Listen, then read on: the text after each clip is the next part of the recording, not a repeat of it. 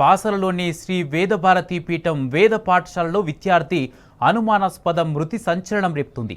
మార్చి 19 రాత్రి లోహిత్ అనే విద్యార్థి వేద పాఠశాలలో తీవ్ర గాయాల పాలై కనిపించాడు. అతడి తలపై గొడ్డలి కత్తితో దాడి చేసినట్టుగా గాయాలున్నాయి. స్నేహితుడు గమనించి పాఠశాల నిర్వాహకుల దృష్టికి తీసుకువెళ్లాడు. దీంతో బైన్సాలోని ప్రైవేట్ హాస్పిటల్కు తరలించారు. చికిత్స పొందుతూ బాలుడు కోమాలోకి వెళ్లాడు. అయితే ఈ విషయాన్ని పాఠశాల నిర్వాహకులు గోప్యంగా ఉంచారు. మెదక్ జిల్లా తూప్రాన్ మండలం గన్పూర్ గ్రామానికి చెందిన అగ్గిడి లోహిత్ కుమార్ను తల్లిదండ్రులు 3 ఏళ్ల క్రితం ఈ పాఠశాలలో చేర్పించారు.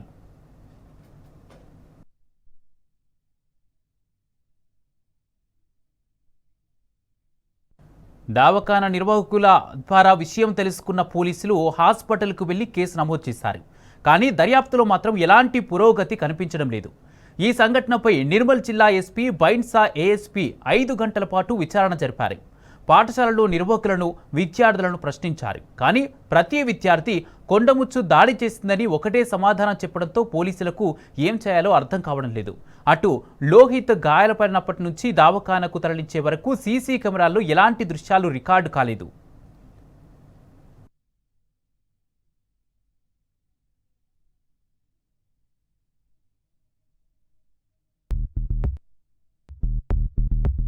లోహిత్పై దాడి జరిగి 40 రోజులు పూర్తయిన కేసు దర్యాప్తులో పురోగతి. పాఠశాల నిర్వాహకులపై హత్యాయత్నం కేసు నమోదు చేసినట్టు లోహిత్పై దాడి జరిగి 40 రోజులు పూర్తయిన కేసు దర్యాప్తులో పురోగతి లేదు. పాఠశాల నిర్వాహకులపై హత్యాయత్నం కేసు నమోదు చేసినట్టు తెలిపారు.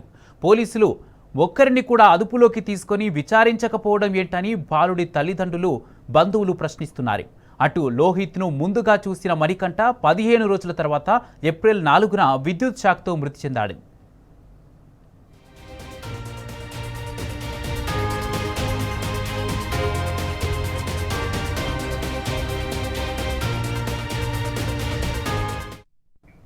బాసరలోని శ్రీ వేదభారతి పీఠం వేద పాఠశాలలో విద్యార్థి అనుమానాస్పద మృతి సంచలనం రేపుతుంది.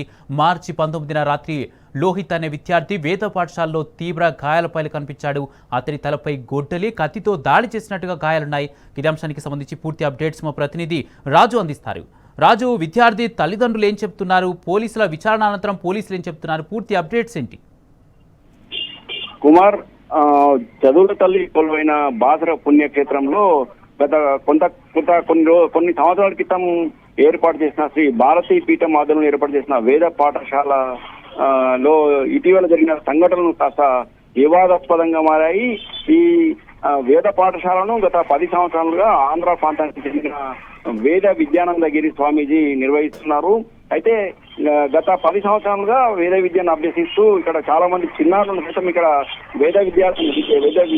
విద్యాభ్యాసం చేయడం జరుగుతుంది. అయితే గత మార్చి 21వ తేదీన ఈ పాఠశాలలో చదువుతున్న వేద విద్యార్థి లోహిత్ పై గుర్తులేని వ్యక్తులు గొడ్డలి అలాగే కత్తులతో దాడి చేయడం జరిగింది. అయితే ఈ దాడి ఎందుకు చేశారనే విషయం ఇప్పటికి కూడా అనుమానాస్పదంగానే ఉందని, ఈ దాడి జరిగిన సంఘటన వెంటనే ఈ దాడిని సైతం ఈ వేద పాఠశాలకు సంబంధించిన వేద విద్యానందగిరికి సైతం ఇటు పోలీసులకు కానీ ఇటు మీడియాకు కానీ తల్లిదండ్రులకు కూడా సమాచారం అందించకపోవడం కూడా పలు అనుమానాలు సాగిస్తుంది. అయితే ఈ సంఘటన జరిగిన మార్చి 21 రోజు ఈ సంఘటనను చాలా గోప్యంగా ఉంచుతూ ప్రభుత్వ ఆసుపత్రికి విద్యార్థిని చికిత్స కోసం తరలించకుండా ఒక ప్రైవేట్ బైన్సాలో ఉన్న ఒక ప్రైవేట్ హాస్పిటల్కి తరలించడం కూడా పలు అనుమానాలకు తావిస్తున్నది. అయితే ఈ విషయం ఎలాగోలో బయటకు పొక్కడము, అలాగే ఇటు పోలీసులకు కూడా సమాచారం పోలీసులు వెంటనే రంగప్రవేశం చేసి కేసు నమోదు చేయడం జరిగింది. అయితే ఈ సంఘటన జరిగిన స్థలాన్ని నిర్మల్ జిల్లా ఎస్పీ జానకి చెరిమల సైతం పరిశీలించడం జరిగింది. దాదాపు 5 గంటల పాటు ఈ వేద పాఠశాల నిర్వహిస్తున్న వేద విద్యానందగిరి స్వామీజీతో పాటు పాఠశాఖ నిర్వాహకులను అలాగే విద్యార్థులను సైతం ప్రాథమికంగా విచారించడం జరిగింది. అయితే ఈ సంఘటనను ప్రత్యక్షంగా చూసిన మణికంఠ అనే మరో విద్యార్థి, ఈ లోహిత్ మణికంఠ ఇద్దరు ప్రాణ స్నేహితులుగా ఉండేవారని చెప్పి వేద పాఠశాల చెప్పడం జరుగుతుంది. అయితే లోహిత్ పై జరిగిన సంఘటనను మణికంఠ స్వయంగా చూశాడని విద్యార్థులు సైతం పోలీసులకు ఇన్ఫర్మేషన్ ఇచ్చినట్టు మనకు సమాచారము. అయితే మణికంఠ ఏప్రిల్ 4వ తేదీన వేద పాఠశాలలో జరిగిన ఒక అనుమానాస్పద స్థితిలో విద్యుత్ షాక్ తో మరణించడం జరిగింది. అయితే ఈ సంఘటన సైతం వివాదాస్పదంగా మారింది.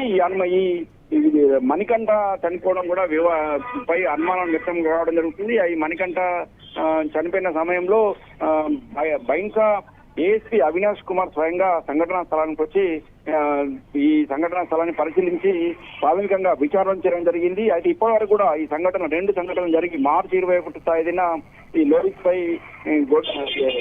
వేద పాఠశాలలో చదువుతున్న వేద విద్యార్థి లోహిత్ పై గొడ్డలి కత్తులతో గుర్తెలని వ్యక్తులు దాడి చేయడము, అలాగే ఇటు మణికంఠ 15 రోజుల వేలోనే మణికంఠ విద్యుత్ శాఖతో చనిపోవడం కూడా పలు అనుమానం తావిస్తుంది. అయితే ఈ లోహిత్ ప్రజెంట్ అయితే ఆయన కోమాలో ఉన్నట్టు చెప్తున్నారు. ఆయన ఇన్సిడెంట్ విషయం అంటే సంఘటన జరిగిన విషయాన్ని ప్రస్తావిస్తూ మాత్రము సరిగా పూర్తి స్థాయిలో సమాచారం అందించలేకపోతున్నాడని చెప్పడం జరుగుతుంది. ఇప్పటికే లోహిత్ దాదాపు గత 40 రోజులుగా ప్రభుత్వ ఆసుపత్రితో పాటు ప్రైవేట్ ఆసుపత్రిలో నిర్మల్లో చికిత్స పొందడం జరిగింది. అయితే ఆయన పరిస్థితి విజయించడంతో హైదరాబాద్ సైతం తరలించి చికిత్స అందించడం జరిగింది.